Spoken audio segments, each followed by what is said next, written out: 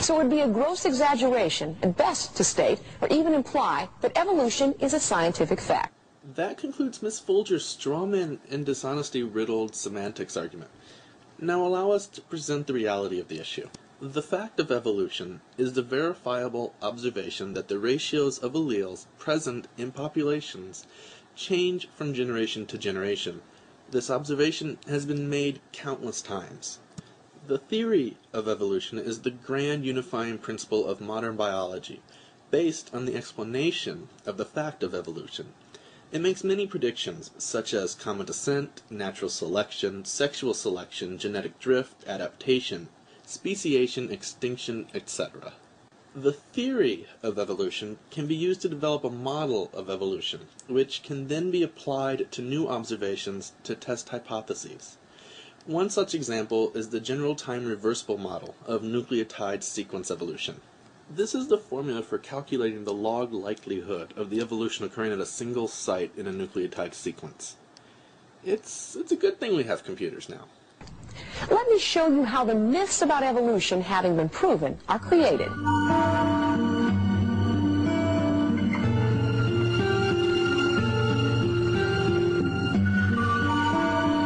Almost all science textbooks include England's peppered moth as the classic example of evolution by natural selection. The theory says that dark and light-colored moths rested on tree trunks during the day, and birds ate them.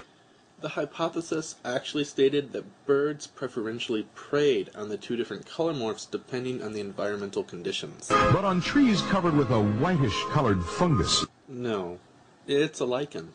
The light moths were able to survive because they were camouflaged. When the Industrial Revolution hit, pollution and dark soot reversed the effects.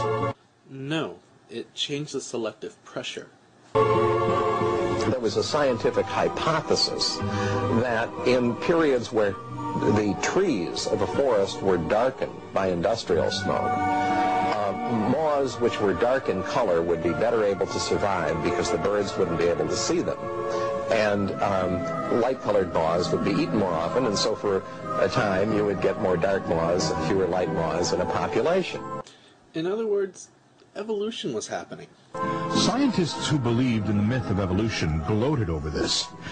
That was another ad hominem attack. Saying the results proved that evolution by natural selection is true.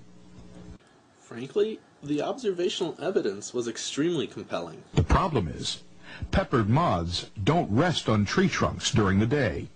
That was another outright lie. 50.4% of peppered moths rest at the junction of branches in the trunk. 37% rest directly on the trunk. After more than 40 years of intense field study, only 2 peppered moths have ever been seen naturally resting on tree trunks. That is another lie. It seems this clear case of Darwinian evolution by natural selection is just one more example of wishful thinking and scientific blunders. That was an appeal to ridicule based on the previous lies. So where did all the evolution textbook get pictures of peppered moths on different colored tree trunks? You'll probably be amazed to discover just how far this media spin was taken by scientists who wanted to believe their own story. They were all staged. Yes, our esteemed creationists seem to believe that insects regularly pose for photographs while being preyed on by birds. The moths were glued, pinned, placed into tree trunks, and their pictures taken. The scientists who used the pictures in their books to prove evolution all conveniently forgot to tell their readers that little subtle fact. All right, it is time to end this rather pathetic hatchet job on Dr. Bernard Kettlewell. Here's the actual story of the research on the peppered moth. The peppered moth has 2 distinct color morphs controlled by a single locus. There's the light morph and the dark. Dr. Bernard Kettlewell began studying peppered moths in 1952. His initial observation was that the dark morph dominated in industrial areas, while the light morph dominated rural areas.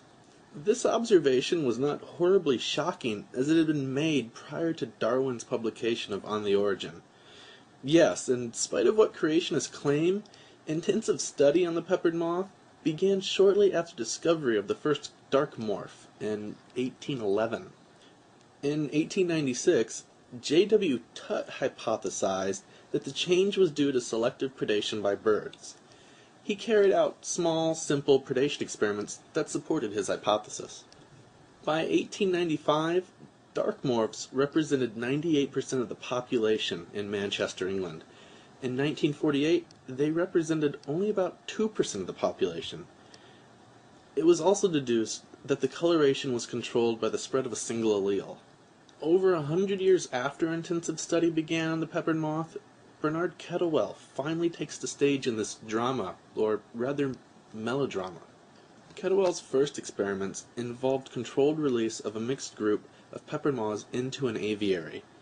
Kettlewell recorded the proportion of survivors at various time intervals. Again, the evidence supported bird predation based on color morph. In 1953, Kettlewell conducted mark, release, and recapture experiments in a polluted woodland. Again, bird predation based on color morph was the supported conclusion, and we have to thank those poor unfortunate grad students who had to run through the woods in the middle of the night catching moths for that. In 1955, Kettlewell repeated the experiment using an unpolluted woodland.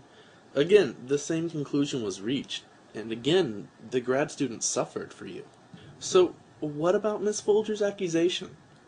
Those were Kettlewell's controlled predation experiments to confirm his previous findings while eliminating as many variables as possible. Because insects are rather uncooperative in arranging themselves into a scientific prey preference experiment, Dr. Kettlewell eliminated as many uncontrolled variables as possible, which is a hallmark of scientific methodology, by placing the different color morphs on trees. Dr. Kettlewell was never deceptive about the conditions of his experiments. Dr. Michael Majerus has continued Kettlewell's work.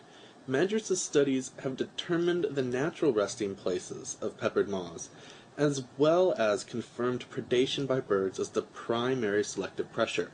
Majerus was also able to further show that the lichen of the trees camouflaged light morphs in both the visible as well as the ultraviolet spectrum. Dark morphs were likewise camouflaged in both spectrums, except that they absorb UV light rather than reflect it, much like the bark of a bare tree.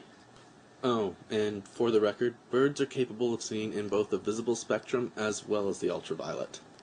Following environmental cleanup in the 1960s, the proportion of dark morphs has been steadily decreasing. It appears that Miss Folger's knowledge of this topic both begins and ends with Dr. Kettlewell's controlled experiment.